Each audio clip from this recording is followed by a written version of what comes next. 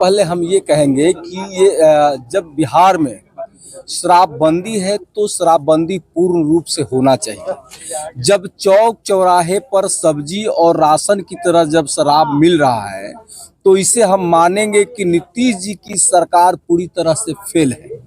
और इस सरकार में प्रशासन के लोगों का जिम्मेवारी और जवाबदेही होता है और प्रशासनिक लोगों को पूर्ण रूप से यहाँ जो शराबबंदी का कानून है उसका अनुपालन कराना माननीय मुख्यमंत्री जी का काम है।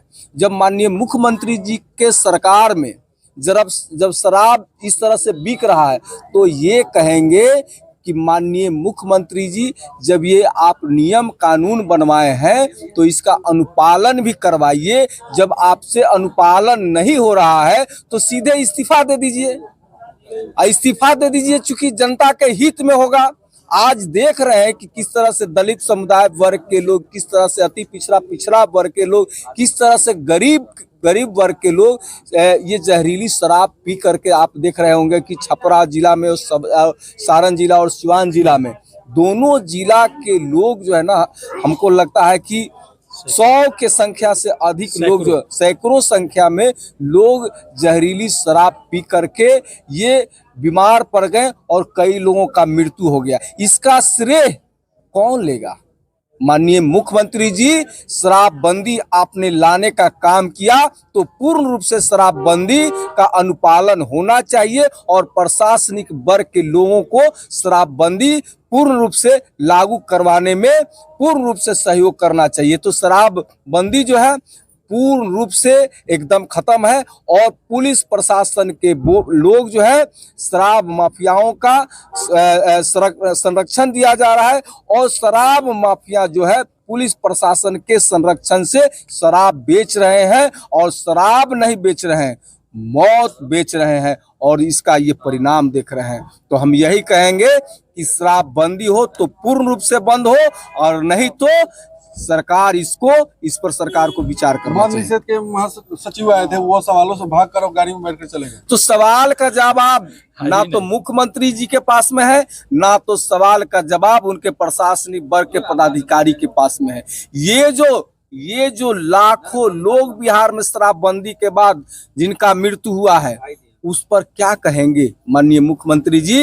ये शराबबंदी लोगों के जान बचाने के लिए हुआ है या जो लोगों का जान लेने के लिए हुआ है? इसका जवाब माननीय मुख्यमंत्री जी को देना पड़ेगा। समीक्षा बैठक आज किए थे, ये समीक्षा बैठक क्या किएंगे? इस समीक्षा बैठक का क्या परिणाम?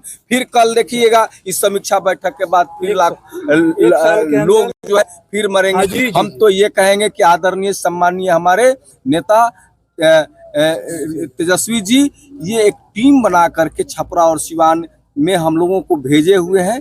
ये हम लोग देख रहे हैं, लोगों से मिल रहे हैं और लोगों को ये हम कह रहे हैं कि भाई शराब बंदी है लेकिन पूर्ण रूप से बंदी नहीं है। सरकार अब हो सकता है कि वो भी आएंगे, हम लोगों का जो है रिपोर्ट करेंगे उस पर, उसके बाद उनका विचार होगा और उसके बाद वो आना होगा, वो भी आएंगे। लेकिन लोगों के साथ उनका सहानुभूति है और सरकार के विरोध में हम लोग खड़े हैं।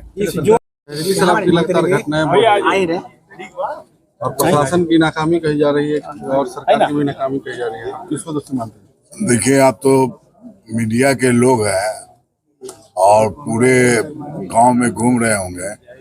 हमको तो नहीं लग रहा है कि पंचायत की कहीं भी उपस्थिति है और जहां तक जहरीली शराब घटना की बात है, नीतीश जी को स्वयं आकर देखना चाहिए कि उसका परिवार के साथ क्या गुजर रहा है।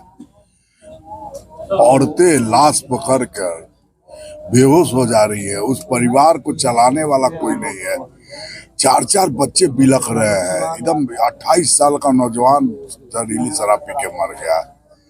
कोई आर्थिक सहायता नहीं दी जा रही है, लाशें जलाई नहीं जा रही है।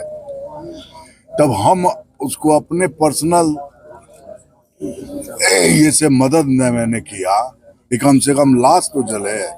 तो सरकार इस ढंग से मतलब आंख मूंदी हुई है और खास करके कहीं भी शराब सफल नहीं है बंदी। इसका आराम से इजी अवेलेबल है, यहाँ तक कि थाना अध्यक्ष लोग शराब बेच रहे हैं, सरकार का नींद खुल ही नहीं रहा है। इसमें अब गहन समीक्षा की जरूरत है और सिर्फ मुसहरा दलित बस्ती के लोग ही मरते हैं और 90 से 1 लाख लोग जेल में बंद हैं। सरकार क्यों चाहती है दलित पर इतना अत्याचार? अब तो मेरा यही कहना है कि ये पूरे बिहार के लिए सोचनीय बात है, बिहार की जनता के लिए सोचनीय बात है कि अगर ये सरकार रह गई तो विधवाओं का